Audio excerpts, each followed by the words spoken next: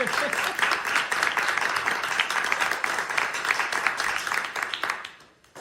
seara și bine ați venit! Bucurăm să fim aici și să împărtășim cu voi rezultatele unui masterclass care a fost nu doar despre tehnică și interpretare, ci și descoperirea unor noi perspective muzicale. Dorim să le mulțumim așadar tuturor celor care au făcut posibil acest proiect și acest masterclass, organizatorilor, Fundației Cronos, În mod special și doamnei Aprodu Laura.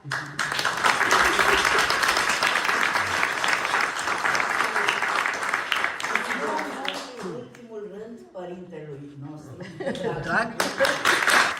dar de asemenea și echipei tehnice, adică toți ceilalți pianistei noastre care au muncit și a stat la toate orele, dându-se și pe derdeluș în pauzele pe care le-am avut. Și bineînțeles publicului, care este în această seară alături de noi, care îi ajută pe toți artiștii să facă față la toate aceste toate aceste experiențe și să ofere fiecare o bucățică de suflet din sufletul lor nouă. Mulțumim și cursanților că ne-au suportat. Părinților că au avut încredere să-și încredințeze copiii pe mâna noastră.